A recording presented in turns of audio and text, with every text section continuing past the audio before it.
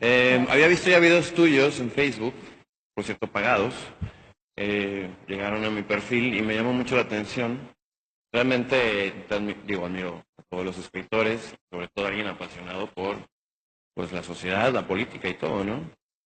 Y me llamó mucho la atención, hice unos pequeños apuntes. Estoy muy de acuerdo con lo que comentas, creo que todos los puntos que dices son muy válidos. Pero creo que esto tiene un tinte un poco extraño, un poco sospechoso, por lo menos para mí. Hablas, por ejemplo, de lo local y lo organic. Well, I also love it, my darling. Y creo que si alguien lo ha matado, son estos gringos que siento que como que queremos ver hacia arriba, hacia los gringos, y si alguien ha matado esto, creo que ha sido el Walmart, el H-E-B, los Starbucks y todas estas megacorporaciones gringas. Hablamos de dictaduras militares. Bueno, en México tal vez no tenemos una dictadura militar como la pintas ahí en Venezuela, pero tenemos un narcogobierno, tenemos un presidente que fue extorsionado, secuestrado, se dice, por narcos, y todo mundo, sobre todo en este estado, hemos pasado por la violencia del narcoestado, ¿no? Hablas de los independientes como el hartazgo, y vuelvo a escuchar un discurso demasiado priista queriendo comparar a México con Venezuela. Y digo, bueno, ¿qué necesidad y en qué punto? Estamos hablando de que México es el país más corrupto de todo el mundo, creo que le gana a Filipinas, si no es que ya le ganamos. Y esta insistencia de querer pintar como que no, vamos a hacer Venezuela, me parece un poco tediosa. Yo entiendo que usted es de Guatemala, entiendo que bueno, en este país, aquí también tenemos a sus hermanos guatemaltecos pasando por el tren, debido precisamente a este monstruo capitalista que les ha impedido tener una tierra y un lugar donde vivir. Aquí están en la calle, en esta misma calle, tal vez desde su hotel los pueda saludar desde ahí, desde la ventana. Creo que ha sido ese neoliberalismo, ¿no? Que tan chairo que se oye, pero tan tremendo que es. Se generaliza muchas cosas que dice, siento que está enojada, la siento molesta y la siento hasta como en reclamo de que cómo nos atrevemos a pensar que el ser populares y el buscar el satisfacer a una población, a un pueblo, pues algo como tan terrible, ¿no? Algo como que de lo que nos tengamos que cuidar. Es un discurso que venimos escuchando desde el 2012, cuando AMLO se quiso postular, ¿no? Que el populismo era realmente un peligro para México. Siento un desprecio hacia los países latinoamericanos. Hablas del consenso de Washington y hablas de que, bueno, es que aquí en Latinoamérica no sabemos ni sumar ni contar, y en Washington sí tienen todo en orden y está muy bonito. En Estados Unidos tienen la deuda más grande y abismal del mundo, se imprimen sus propios billetes y no tienen oro para respaldarlo. No creo que sean muy buenos contando, lo que son muy buenos es engañando, invadiendo países precisamente como Venezuela, que no se ha dejado sacar un petróleo, que México ya se vendió, ya no necesitan intervenir Venezuela, no necesitan hacer un gran escándalo, aquí ya lo vendimos.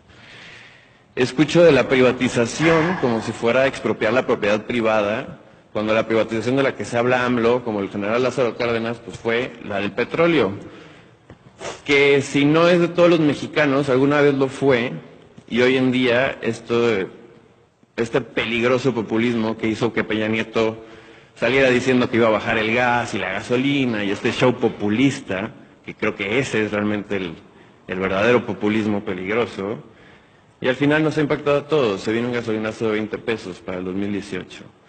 Entonces, yo entiendo la intensidad con la que llega usted y quiere externar todo esto, me parece muy interesante, con mucho gusto voy a leer su libro. Gracias. Por supuesto. Sin embargo, sí le pediría un poco más de sensibilidad porque viene a pintar un AMLO, una morena, viene a politizar completamente, que es un lugar más cerca de Venezuela, y viene a poner un Peña Nieto, permítanme porque vine a escuchar su plática, y a un Peña Nieto que está muy cerca de Suiza, como si realmente... Yo no lo puse cerca, los puse aquí a los dos, yo no sé si me diste. No, sí, estaban muy cerca, pero la izquierda está... Es que es un programa muy sutil lo que tienes. Es que tengo 1, 2, 3, 4, 5, 6, 7, 8, 9, 10, 11, 12 puntos has hecho. Vamos uno por uno. Venga. Local y organic. Todas las empresas que tú odias tienen subsidios y proteccionismos del gobierno gringo. Cada vez que tú mires una multinacional aplastante, tiene un subsidio y un proteccionismo gringo. Y si tanto te gusta el rollo, te recomiendo el documental Food Inc., donde se ve precisamente que las grandes corporaciones que tú odias no tienen nada que ver con libre mercado, porque en el libre mercado ninguna empresa es salvada o subsidiada por papi gobierno. Monsanto tiene subsidios de papi gobierno. Espérame, ahora yo te dejé hablar, ahora, espérame, déjame terminar con todos tus puntos. Del segundo punto, bueno, lo único que te estoy diciendo es, las megacorporaciones que tanto detestas tienen subsidios y están protegidas. Te invito a que lo consultes. Gobierno, yo por eso estoy a favor de legalizar las drogas. No le veo alternativa a América Latina en seguir teniendo narcos gobiernos mientras las drogas sean ilegales. Y yo soy una gran precursora de legalizarlas. México no es el país más corrupto del mundo. Sí, es uno de los más corruptos, pero no es el más corrupto. El país más corrupto del mundo actualmente es Corea del Norte. Está en el índice de corrupción. Guatemala no es un monstruo capitalista. Guatemala está en el vergonzoso puesto 87 en el índice de libertad económica mundial. Si mis paisanos escapan de Guatemala es porque el subsuelo es del monopolio más corrupto que hay, o sea, el Estado guatemalteco. Y mientras el subsuelo sea del Estado, no solo en Guatemala, sino en toda América Latina, en este continente no va a haber libre mercado porque la gente no es dueña ni siquiera de la tierra donde está parada. Y eso es lo que hace que la gente se mueve para el norte. En el índice de libertad económica, como ya te dije, Guatemala está en el puesto 87, eso no es capitalismo, eso no es libre mercado. El neoliberalismo, que me molesta, todo lo que yo hablo, claro que me molesta, porque yo sí he ido a Caracas. Yo, a diferencia de todos los chairos que proponen comunismo sin jamás haber ido a Cuba, o si van a Cuba solo se van a un hotel 5 estrellas, yo sí fui a Caracas, a ver con mis propios ojos cómo está viviendo esa gente. El consenso de Washington, a ver, el consenso de Washington se pudo haber llamado el consenso de Cartagena o el consenso de Timbuktu. Yo no sé si es que no oíste bien, pero lo que yo estaba diciendo es que en ese consenso que se pudo haber llamado de Cartagena, de Timbuktu o de Monterrey, se llamó de Washington porque ahí se celebró, se reglamentaron 10 pasos que no se aplicaron ni en tu país ni en ninguna América Latina. Y el único que se aplicó mal, que fueron las privatizaciones que se hicieron en concesiones monopólicas. Pemex, como explica Luis Pasos en ese libro que les estoy rolando, de privado no tiene nada. Y tú hablas de que cuando fue el petróleo de los mexicanos, yo les pregunto, ¿y en ese momento todos los mexicanos tomaban decisiones sobre Pemex? ¿O era esta misma falacia de el petróleo es de todos y sus abuelos tomaron decisiones sobre Pemex? No, ¿verdad? Tomaba un grupo de burócratas decisiones sobre eso. Entonces, creo que estamos más de acuerdo de lo que tú crees. Y te invito a que investigues. Yo no estoy politizando con AMLO. Yo creo que tú eres el que no eres objetivo. Pero tengo que darle la palabra a otras personas porque de eso se trata la democracia. Gracias por venir.